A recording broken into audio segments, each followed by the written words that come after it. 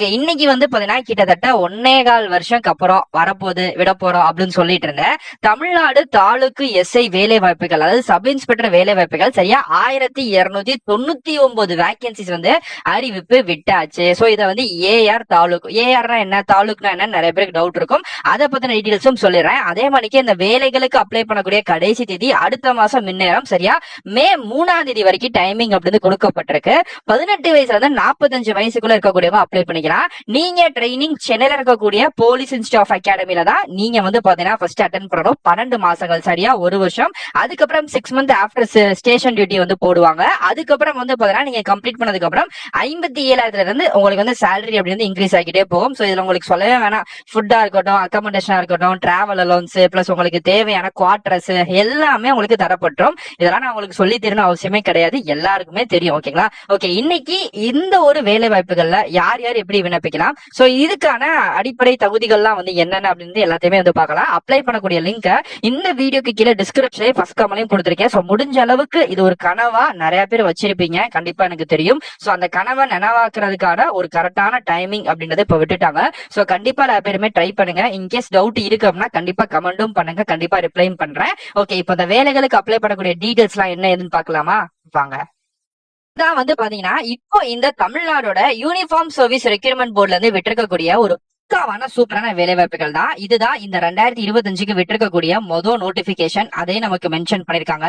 இது regular basis, அதாவது நிரந்தரமான வேலை வாய்ப்பு தான். தமிழ்நாடு கவர்மெண்ட் மூலியமா 1299 சப் இன்ஸ்பெக்டர் ஆஃப் போலீஸ், அதாவது தாலுக் கேட்டகரியிலையும் அதே சப் இன்ஸ்பெக்டர் ஆஃப் போலீஸ்ல ஏஆர் டியூட்டியும் நமக்கு வந்து தந்திருக்காங்க.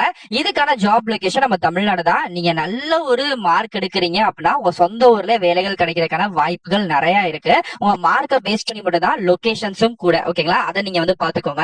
சோ 3ஆம் தேதி வரைக்கும் டைமிங் இருக்கு. ஆன்லைன்ல மட்டும் தான் நம்ம விண்ணப்பிக்க போறோம். சோ ஆன்லைன்ல எப்படி விண்ணப்பிக்கணும் பார்க்கலாம். ஓகே, இதுல வந்து கேர்ள்ஸுக்கும் பாய்ஸுக்கும் தனித்தனியா வந்து பாத்தீங்க அப்படின்னா நமக்கான ரெக்ரூட்மெண்ட் அலர்ட் வந்து போஸ்ட் வந்து பண்ணிருக்காங்க. சோ இதுல வந்து sub inspector of police taluk இருக்குல்ல, இந்த தாலுக் வேலை வாய்ப்புகளை பொறுத்த வரைக்கும் 933 போஸ்ட் அப்படின்றது தரப்பட்டிருக்கு மொத்தமா. இதுல ஆண்களுக்கு வந்து பாத்தீங்கன்னா 654, பெண்களுக்கு 279 போஸ்டும் தரப்பட்டிருக்கு. இதே sub inspector of police AR பிரிவுகள்ல வந்து பாத்தீங்க அப்படின்னா இவங்களுக்கு 326 போஸ்ட் அப்படின்றது மொத்தமா தந்திருக்காங்க. இதுல மேல் ஆண்களுக்கு வந்து பாத்தீங்கன்னா 255 பிளஸ் ஃபீமேலுக்கு வந்து பாத்தீங்கன்னா 111 வேலை வாய்ப்புகளும் தரப்பட்டிருக்கு.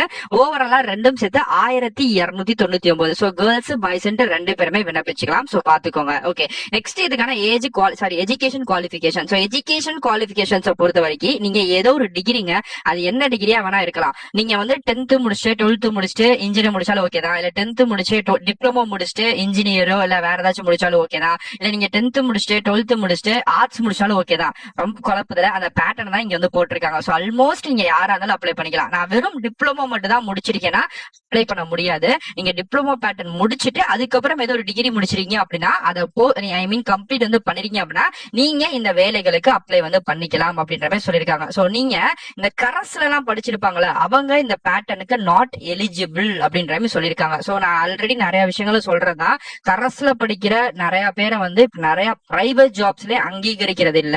நீங்க முறைப்படி காலேஜுக்கு போய் படிச்சதா மட்டும் தான் எடுத்துக்கிறாங்க. சோ அதை என்ன ஏது அப்படின்னு நீங்க வந்து பாத்துக்கோங்க. ஓகேங்களா? சோ நெக்ஸ்ட் வந்து பாத்தீங்கன்னா இதுக்கான ஏஜ் லிமிட்ங்க.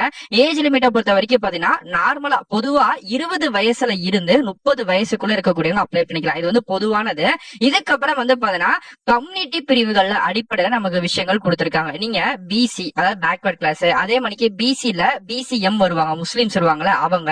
அதுக்கப்புறம் பாத்தீங்கன்னா எம்பிசி டிஎன்சி உங்களுக்கு எல்லாம் 32 வயசு வரைக்கும் இருக்கக்கூடியவங்க அப்ளை வந்து பண்ணிக்கலாம். அதே மணிக்கு எஸ்சி எஸ்டி பிளஸ் வந்து எஸ்சில வந்து பாத்தீங்கன்னா அருந்ததியர் அப்படின்னு சொல்லக்கூடிய பிரிவு, எஸ்சி ஏல வரக்கூடிய ஷெட்யூல்டு ட்ரைப்ஸ் எஸ்டி வரக்கூடியவங்களுக்கு, அண்ட் டிரான்ஸ்ஜெண்டர். இதுல வந்து பாத்தீங்கன்னா நம்ம டிரான்ஸ்ஜெண்டரா இருக்கக்கூடிய திருநங்கைகள் திருநம்பிகள் இருக்காங்களா, இவங்களுக்கும் 35 வயசு வரைக்கும் இருக்கக்கூடியவங்களுக்கும். சோ உங்களுக்கு எல்லா பேத்துக்குமே இதுக்கான ஏஜ் லிமிட் எக்ஸ்டர்ன் வந்து பண்ணிருக்காங்க. இன்கேஸ் நீங்க விடோவா இருக்கீங்க அப்படின்னா 37 வயசு வரைக்கும். ஒருவேளை நீங்க எக்ஸ் சர்வீஸ் மேன் இல்ல ஏற்கனவே வந்து பாத்தீங்கன்னா சிஆர்பிஎஃப் இந்த மாதிரி கேட்டகரிஸ்ல ஏதோ ஒர்க் பண்ணி உங்களுக்கு டிஸ்சார்ஜ் சர்டிபிகேட் ஐ மீன் வந்து பாத்தீங்கன்னா அந்த ஆர்மில இருந்து ரிலீவ் பண்ணதுக்கான எல்லா சர்டிபிகேட் ப்ராப்பரா இருக்கு அப்படின்னா நீங்க 47 வயசு வரைக்கும் அப்ளை பண்ணிக்கலாம். இப்போ இதே போலீஸ்ல வந்து இப்ப வந்து 2ஆம் நிலை காவலரா வேலை பார்த்துட்டு இருப்பாங்க, கான்ஸ்டபிளா. சோ அவங்க வந்து டிபார்ட்மெண்ட்ல இருப்பாங்க. சோ டிபார்ட்மெண்ட் கேண்டிடேட்ஸா இருக்கிறவங்களுக்கு 20% கோட்டா அப்படின்றது தரப்படும். சோ அப்படி நீங்க வந்து இன்கேஸ் வந்து இப்போ வீடியோ பார்த்துட்டு ஏற்கனவே போலீஸா இருக்கு ஆனா நான் எஸ்ஐ ஆகணும் அப்படின்னு நினைக்கக்கூடிய உங்களுக்கு வந்து பாத்தீங்கன்னா உங்களுக்கு 47 வயசு வரைக்கும் டைமிங் அப்படின்னு தரப்பட்டிருக்கு. சோ ஓவராலா வந்து ஒரு 47 வயசுக்குள்ள இருக்கக்கூடியவங்க இந்த வேலைகளுக்கு அப்ளை பண்ணிக்கலாம். ஓகே, நெக்ஸ்ட் வந்து பாத்தீங்கன்னா சப் இன்ஸ்பெக்டர் ஆஃப் போலீஸ் தாலுக்னா என்ன, ஏஆர்னா என்ன. சோ தாலுக் அப்படின்றது வந்து பாத்தீங்கன்னா சோ முழுக்க ஒரு சர்க்கிள்குள்ளேயும் அந்த சர்க்கிளுக்கு ஏத்த மாதிரி நீங்க வேலை பார்க்கணும். ஃபுல் அண்ட் ஃபுல் ஆபீஸ் டியூட்டியா போயிடும் உங்களுக்கு வந்து தாலுக் அப்படின்றது. ஏஆர் அப்படின்றது வந்து பாத்தீங்கன்னா இது வந்து பாதி ஆபீஸ் டியூட்டி, பாதி வந்து பெட்டாலியன் சர்வீஸ்ல வேலை பார்க்குற மாதிரி இருக்கும். சோ ரெண்டுக்குமே சம்பளம் அப்படின்றது சேம் தான். பட் ஏஆர் அப்படின்றது வந்து பாத்தீங்க அப்படின்னா நீங்க ஸ்டேஷனுக்குள்ள வராம நீங்க நார்மலா வேலை பார்க்குற மாதிரி இருக்கும். இந்த பெட்டாலியன் போர்ஸ் இந்த வேன்ல எல்லாம் போவாங்கல்ல, நீங்க வந்து பாத்துருப்பீங்களா அந்த மாதிரி. தாலுக் அப்படின்றது full and full station duty வந்து பாக்குற மாதிரி இருக்கும். சோ அதுக்கு ஏஆருக்கு வந்து ஸ்டேஷன் டியூட்டியே இல்லாமலாம் இருக்காது.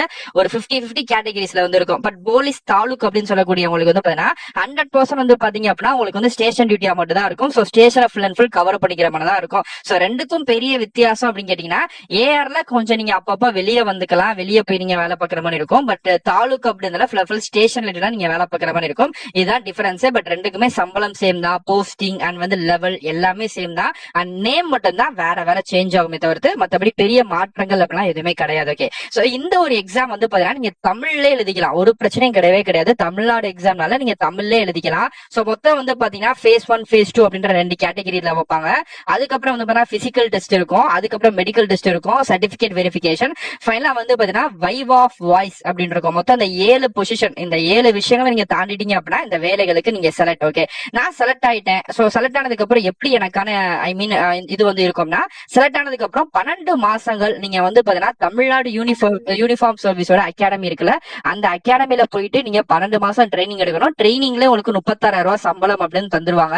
அந்த ட்ரைனிங் முடிகிற வரைக்கும் நம்ம வெளியே வர முடியாது. இன்ஸ்டியூட்குள்ள ஐ மீன் அகாடமிக்குள்ள மட்டும் தான் இருக்கும். நிறைய மூவிஸ்ல கூட நீங்க பாத்துருப்பீங்க, உங்களுக்கு தெரியும் நினைக்கிறேன். சோ அதே பேட்டர்ல தான் வந்து போகும். சோ ஃபைனலா நீங்க முடிஞ்சு வெளியே வரும்போது உங்களுக்கு வந்து பாத்தீங்க அப்படின்னா ஒரு ஸ்டேஷன் அலாட் வந்து பண்ணிடுவாங்க. அந்த ஸ்டேஷன்ல போயிட்டு நீங்க வேலை பாக்குற மாதிரி தான் இருக்கும். ஓகேங்களா, சோ உங்க மார்க் அந்த 12 மாசம் கொடுக்கக்கூடிய பெர்ஃபார்மன்ஸ் இதெல்லாம் பொறுத்து தான் எந்த லொகேஷன்ஸ்ல நீங்க வேலை பார்க்க போறீங்க அப்படின்றதே கொடுப்பாங்க. சோ அதனால ஃபுல் அண்ட் ஃபுல் இன்ஸ்டியூட்குள்ள போனதுக்கு அப்புறம் கொடுக்கக்கூடிய விஷயங்கள் எல்லாமே மெயின். அதே மாதிரி இன்ஸ்டியூட்குள்ள போற வரைக்கும் நீங்க ட்ரைனிங்கா தான் இருப்பீங்க, பர்மனன்ட் ஆக மாட்டீங்க. அதை முதல்ல நல்லா ஞாபகம் வச்சுக்கணும். அதனால ட்ரைனிங் முடிகிற வரைக்கும் ரொம்ப பாதுகாப்பாவும் கரெக்டாவும் இருக்கணும். அது ரொம்ப முக்கியமான விஷயம். பிகாஸ் என்னோட ரிலேட்டிவ்ல ஒருத்தவங்களுக்கு அந்த மாதிரி ட்ரைனிங் எல்லாம் அட்டன் பண்ணி ஒரு 3 மாசம் ட்ரைனிங் முடிகிற டயத்துல சில பல காரணங்கள்னால அவங்களுக்கு ட்ரைனிங் அட்டன் பண்ணி வேலை கிடைக்காம போயிருச்சு. சோ ஏன்னா பிசிக்கலா அவங்களுக்கு சில விஷயங்கள் நடந்தனால. சோ அதனால நான் வந்து சொல்றேன், சோ முடிஞ்ச அளவுக்கு நீங்களும் பாதுகாப்பா இருக்கணும், பிளாக் மார்க்கும் வாங்காம இருக்கணும். நான் சொல்றது புரியும் நினைக்கிறேன். அண்ட் இதுக்கான ஃபீஸை பொறுத்த வரைக்கும் பாத்தீங்க அப்படின்னா நீங்க யாரா இருந்தாலும் எந்த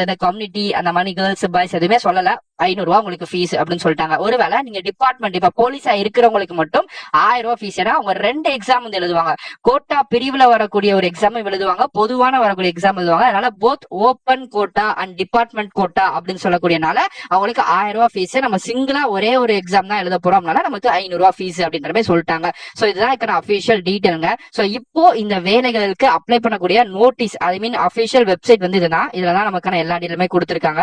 சோ இப்ப நம்ம இந்த சைட் மூலமா தாங்க அப்ளை வந்து பண்ண போறோம். இங்கே நமக்கு ரெக்ரூட்மெண்ட் ப்ராசஸ் எல்லாமே இருக்கும். சோ இதுல இருந்து தான் நம்ம வந்து பாத்தீங்கன்னா ஃபர்ஸ்ட் நமக்கான டீடைலை ரிஜிஸ்டர் பண்ணிட்டு அப்ளை பண்ணிக்க போறோம். சோ இது இந்த நோட்டீஸ் வந்து தமிழ்ல விட்டுருக்காங்க. சோ வேணும்னா நீங்க எடுத்து படிச்சு பாத்துக்கோங்க.